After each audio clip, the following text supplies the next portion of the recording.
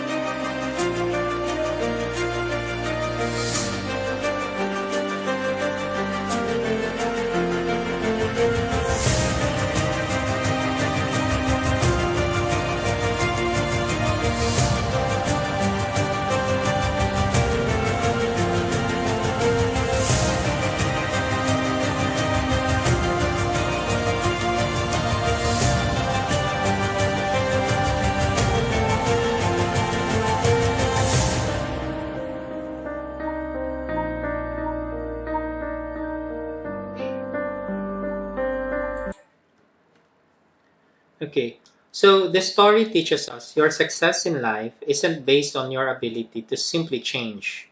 It is based on your ability to change faster than your competition, customers, and business. Okay? Now, do you agree? Well, but did you know another reason why this brand lost the smartphone battle? Well, according to experts, the lack of open communication, vision, and job dissatisfaction among employees causes the decline of the company.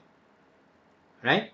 Well, having said that, we encourage you to communicate your ideas and let the management know if you're having problems. Okay? Listen to your customers and employees or co-employees.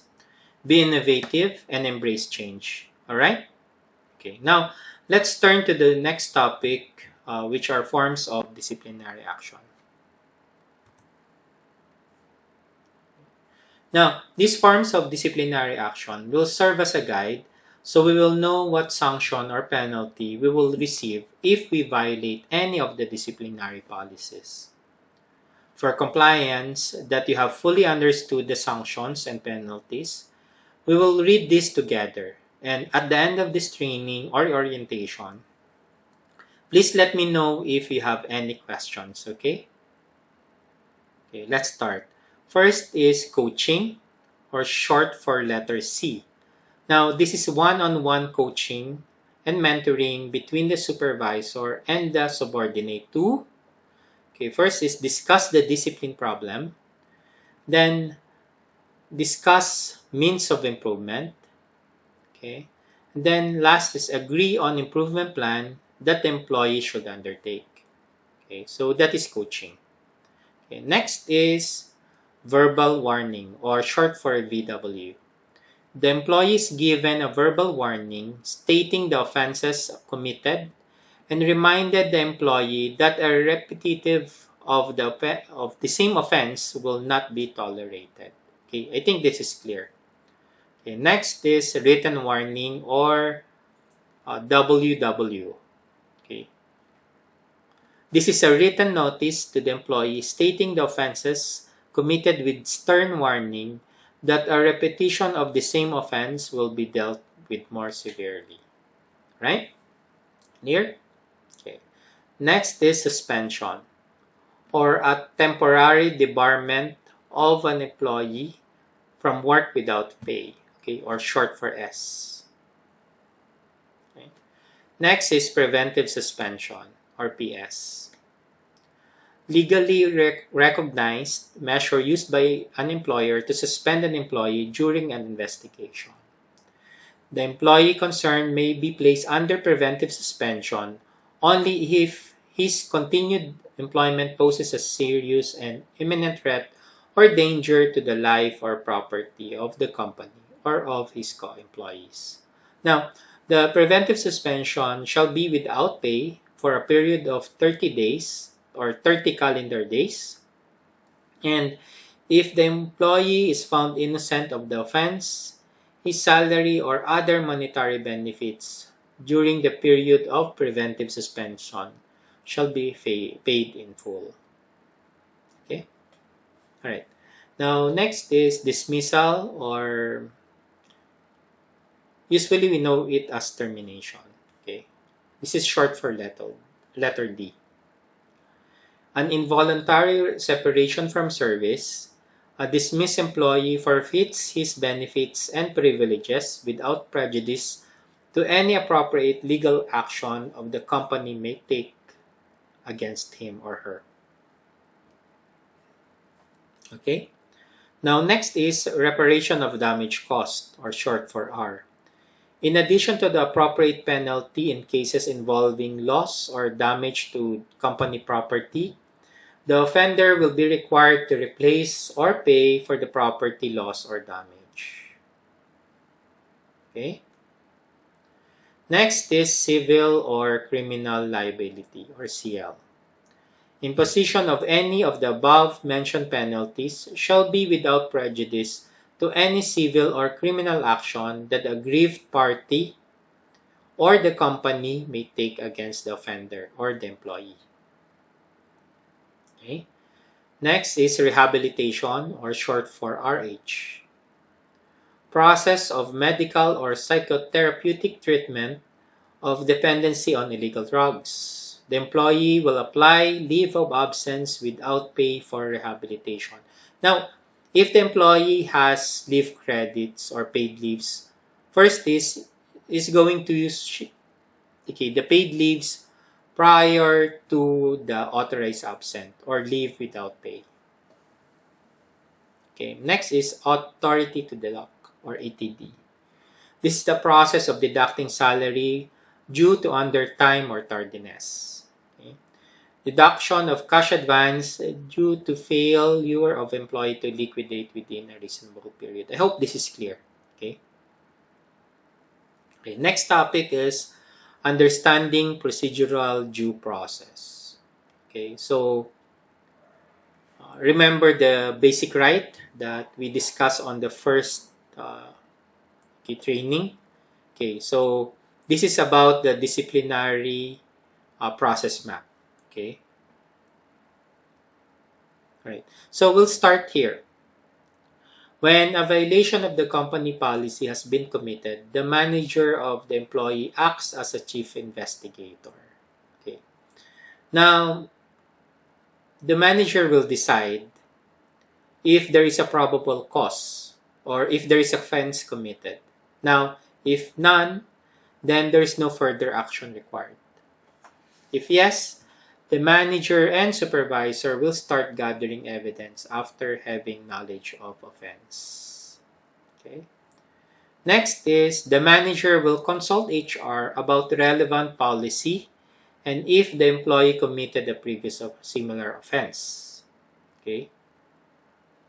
Now, the manager and HR will check if the offense is already sanctioned by dismissal or not. Okay. So if for disciplinary cases with penalty of dismissal, okay, we're going to follow this due process on the right. Okay. Now for less, okay, for penalty less than dismissal, we're going to follow the process map on the left, right? Now for dismissal cases, okay, the manager will issue a notice of intent to dismiss specifying the ground for termination and giving said employee reasonable opportunity within which to explain his or her side. Okay, right? Now, for for cases that is not sanctioned by dismissal or termination, the immediate supervisor or the manager may opt to use the disciplinary action form, which we're going to show later, right? Now, okay, for any offenses, okay, the manager will require the employee to submit a written explanation within 24 hours or a reasonable period, okay, which shall form part of the record of the case. Okay, right? Now, for dismissal cases, okay, there is another process here. Okay.